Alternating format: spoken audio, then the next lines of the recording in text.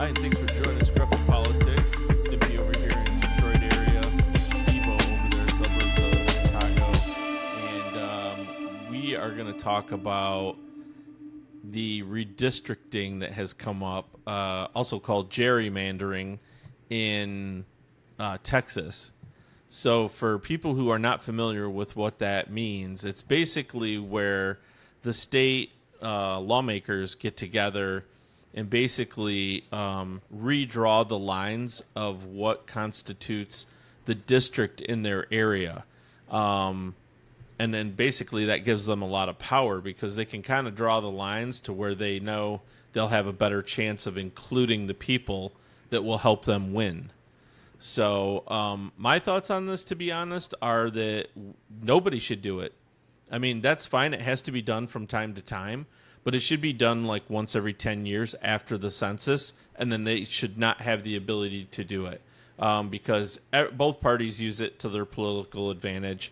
Dems have done it several times. They redistrict an area, I think, in New York to basically get rid of all Republicans out of New York. They also pretty much did the same in Illinois. They also did it in Massachusetts. So, I mean, it's a dirty trick that Republicans use as well. So I think we should just actually take the power and ability for them to draw these lines away from them. The election should not be decided by politicians picking the map that they want to compete in. It should be decided by voters based off who we want to elect. Yeah, and the decisions on gerrymandering, it goes by a census taken every 10 years, so at the beginning of every decade.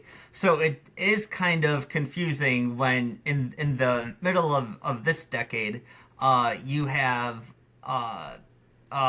Trump telling Texas, okay, I need 5 more seats, for us to win.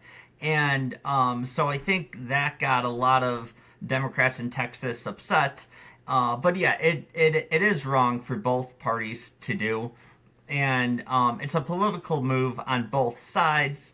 The Texas Democrats, I think they have a good strategy because this, does affect, how things are, and especially if you don't like Trump. But on the other hand, I think J.B. Pritzker also had this strategy in mind too, the Illinois governor, because down the road in 2028, he wants to run for president. He's in the media all the time now, and I just think, out of it's kind of he did this and she did this, so I should be able to do this and this. Both sides are playing a stupid game because now California is saying, oh well, if Texas does this, then we'll do this, and but if the Democrats wanted to try to be a little more or wanted to be a little smarter about this, they'd maybe go to a less liberal state that is known for gerrymandering. Illinois is the #1 blue state that is so corrupt in that. So they would rather go to a more moderate Democratic state, not one that shows you how to gerrymander 101. So Yeah, and I just think it's a joke that, number one, they left their state trying to avoid this vote, okay, because they don't have the numbers. They know they'll lose. So it's almost like saying, well, I'm losing the baseball game, so everybody, we're going to quit now. We're going to leave so they can't finish the game. It's childish. It's a child throwing a tantrum. And then to go out there in front of the media and try to have a press conference and claim like you're defending democracy, it's a joke. You're not defending democracy. You're acting like a child. You're getting out of your work that the people elected you to do. That would be like hiring a surgeon to do an operation on you. In the middle, he's like, "Hey, you know what? I'm gonna step out now. I'm protesting. I'm not gonna finish the operation." I mean, it's stupid. It's ridiculous. It's childish.